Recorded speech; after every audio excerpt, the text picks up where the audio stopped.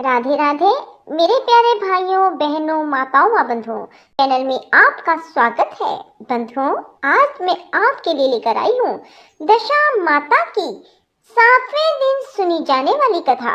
बंधुओं, चैत्र कृष्ण प्रतिपदा से लेकर चैत्र कृष्ण दशमी तक दशा माता के व्रत किए जाते हैं और दशा माता की व्रत कथा सुनी जाती है।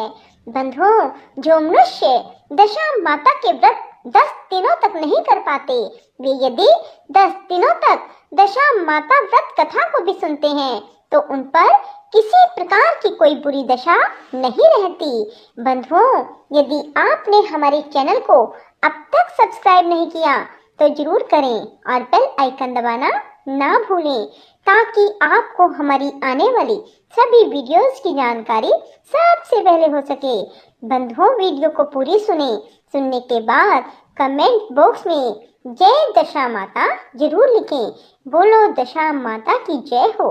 एक वृक्ष पर नर और मादा 2 पक्षी रहते थे। उनके कोई संतान नहीं थी। अन्य पक्षी मादा पक्षी को बोझ कहकर घृणा करते थे। मादा चिड़िया बच्चे न होने के कारण बहुत दुखी रहती थी। एक दिन वह अपनी स्थिति पर विचार करती हुई अकेली नदी पर पानी पीने गई। वहां पर स्त्रियां दशा माता का डोरा ले रही थी। उनका एक डोरा बच गया।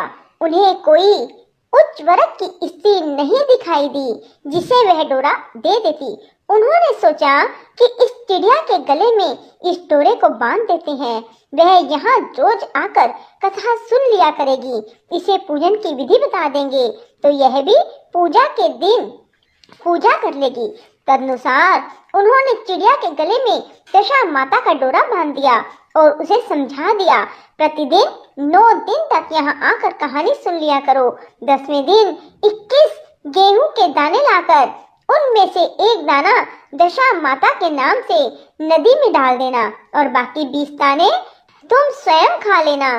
चिड़िया ने 9 दिन तक नियम पूर्वक दशा माता की कहानी सुनी।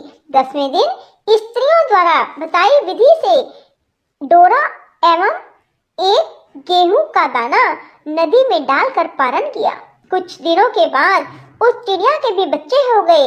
अन्य चिड़ियों को बड़ा आश्चर्य हुआ कि इसे तो बच्चा होते ही नहीं थे, अब बच्चे कैसे होने लगे। वह चिड़िया बोली, जब मुझे बच्चे नहीं होते थे तो सब मुझे बाज कहकर दुत्कारती थी, अब मुझे दशा माता की कृपा से बच्चे होने लगे हैं। चिड़ियों के पूछने पर उसने दशा माता का डोरा लेने का सारा हाल कह सुनाया और पूजा की विधि का भी वर्णन सुना दिया। तब से जंगल की सारी चिड़िया दशा माता का व्रत करने लगी। बोलो दशा माता की जय हो। पुराने समय की बात है। एक घर में एक जेठानी देवरानी थी। वे दोनों निसंतान थी। वे मेहनत करके पेट पालती थी। दोनों व्रत पूजन कुछ भी नहीं करती थी। गांव में आग लेने गई। उस दिन गांव में दशा माता का पूजन था, इसलिए उन्हें किसी के यहाँ से भी आग नहीं मिली। आग न मिलने पर जेठानी देवरानी से बोली, आज हम दोनों का भी व्रत रहेगा। शाम को आग मिलने पर ही रसोई बनाकर भोजन करेंगे। शाम हो जाने पर जेठानी अपने पड़ोसन के यहाँ से आग लेने गई। पड़ोसन ने उसे आदर पूर्वक बिठाया। जेठानी ने पड़ोसन से पूछा, दशा माता का पूजन करने से क्या होता है। पड़ोसन ने बताया, जिस बात की इच्छा करके डोरा लिया जाता है वह इच्छा पूर्ण हो जाती है। जेठानी यह सुनकर पड़ोसन से बोली, अगली बार जब डोरा लेना हो तो मुझे भी बताना, मैं भी डोरा लूंगी। जेठानी जैसे ही आग लेकर घर से बाहर आई तो उसे गाय चर कर आती दिखाई दी। ग्वाला पीछे आ रहा था। उसके कंधे पर एक बछड़ा था और एक गाय बछड़े को चाटते हुए चल रही थी। पड़ोसन ने ग्वाले से पूछा, तुम्हारी गाय के पहली बार प्रसव हुआ है क्या।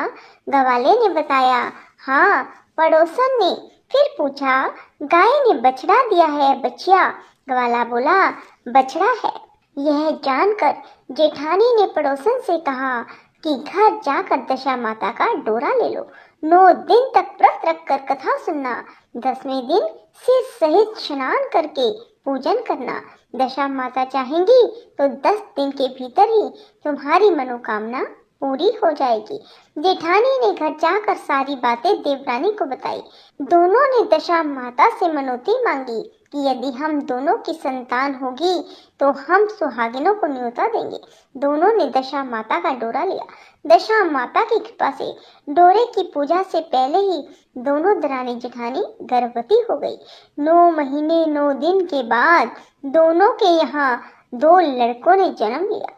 बालकों के नामकरण संस्कार के बाद देवरानी ने जेठानी से कहा, हमने जो सुहागिनों को न्योतने की मिनौती मांगी थी उसे अब पूरा करना चाहिए।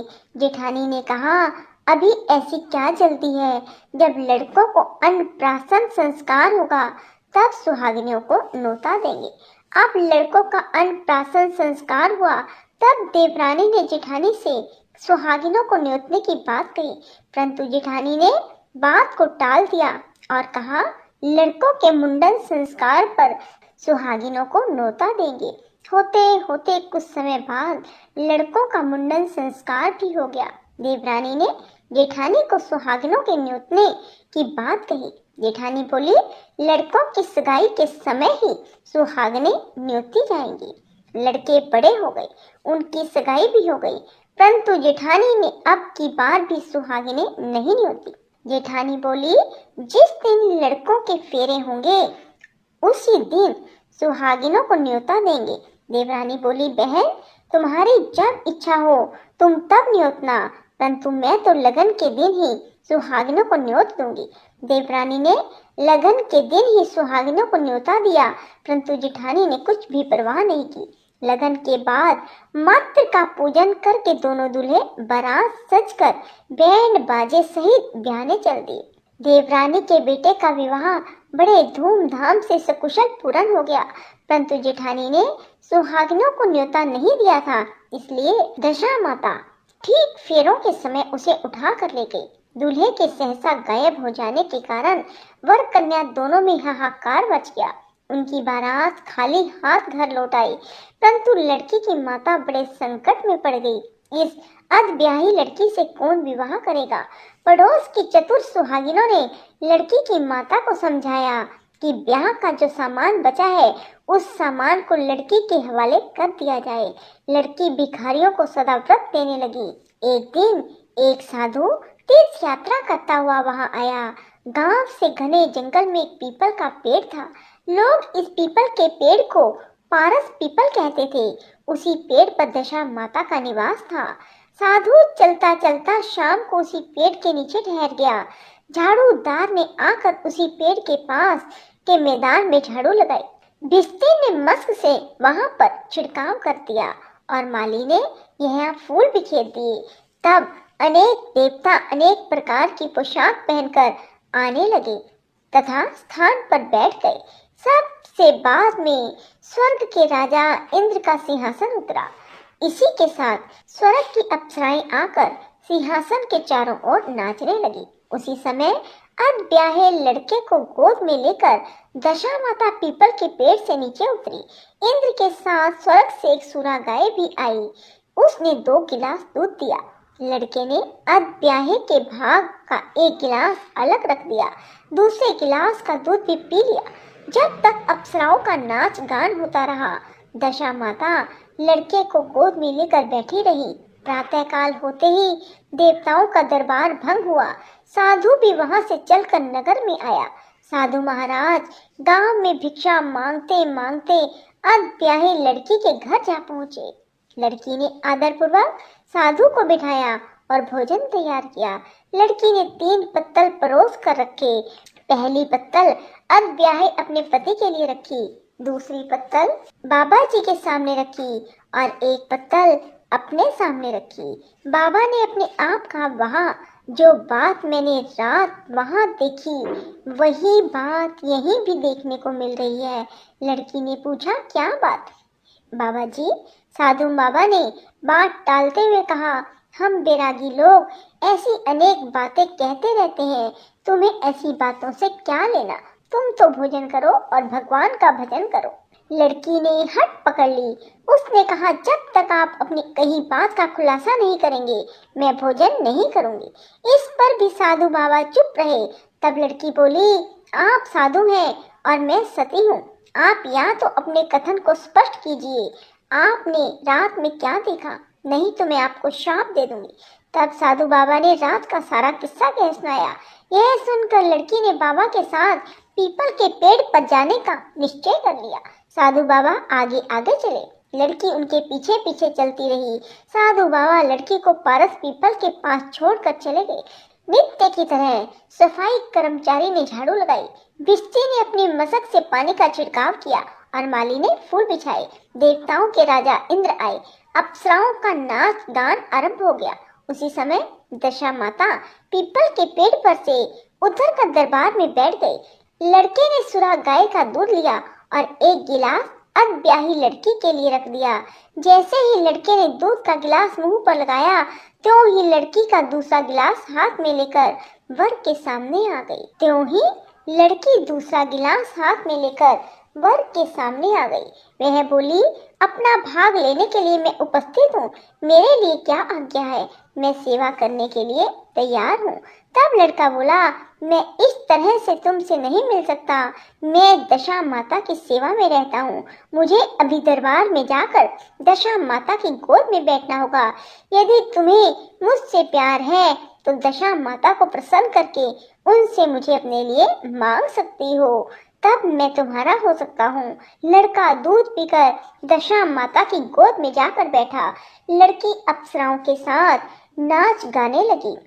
जब सवेरा हुआ तो दशा माता ने इस नई लड़की को बुलाकर पूछा, तुम कौन हो? तुम्हारे नाचने से मैं बहुत प्रसन्न हुई, जो कुछ मांगना है मांग लो। लड़की ने दशा माता से वचन ले लिया कि मैं जो कुछ मांगूंगी वह आप मुझे प्रदान करेंगी। तथास्तु कहने के बाद लड़की ने दशा माता से अपने पति को पकड़कर कहा, मुझे यही चाहिए। दशा माता ने कहा, तूने मांगा तो बहुत, परंतु मैं वचन दे चुकी हूँ, इसी कारण मैं तेरे पति को तुझे वापस देती हूँ। राजा इंद्र ने पूछा कि भगवती, यह सब क्या राज है, मैं इस राज को जानना चाहता हूँ। तब दशा माता ने बताया कि यह लड़का मेरे वरदान से ही प्राप्त हुआ था और इसकी माता ने मनोती मांगी थी कि लड़का पैदा होने पर मैं सुहागिनों को न्योता दूंगी, परंतु उसने अभी तक अपना वचन पूरा नहीं किया। इस कारण मैं इस लड़के को विवाह मंडप से उठा लाई थी। यह लड़की इसकी अब्याही पत्नी है और पतिव्रता है।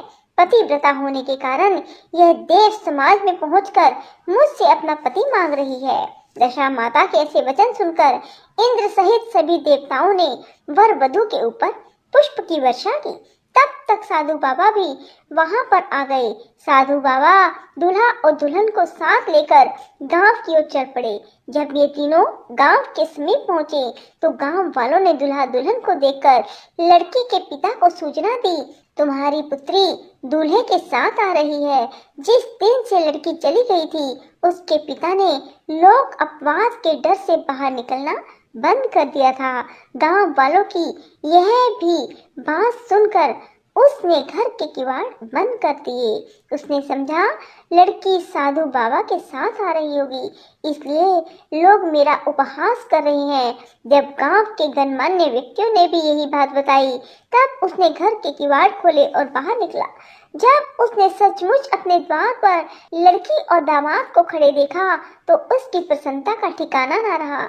लड़की के पिता ने इस खुशी के मौके पर बहुत दान पुण्य किया और फिर से विवाह की तैयारी की। लड़की ने अपनी माता से कहा कि इस तरह से विवाह नहीं होगा, पहले दूल्हे की माता सुहागिनों को न्योता देकर बारात लेकर आए, तब विवाह के नेक पूरे किए जाएं। लड़की के पिता ने लड़के के घर पर खबर भेजी। लड़के की मां ने पहले सुहागिनों को न्योता दिया, तब बारात चली। बड़ी धूमधाम से विवाह हुआ। वर वधू दोनों अपने घर पर आ गए। वधू की खुशी में लड़के की माता ने दोबारा सुहागिनों को न्योता दिया। उसी समय से विवाह के दिन वर के घर पर सुहागिनों को न्योता देने की प्रथा चली आ रही है। दशा माता ने जिस तरह सती की दशा बदली वैसे सबका कल्याण करें। बोलो दशा माता की जय हो। राधे राधे, जय श्री कृष्णा। बंधुओं, यदि आपको हमारी वीडियो पसंद आए तो इसे लाइक करें और शेयर भी जरूर करें। धन्यवाद।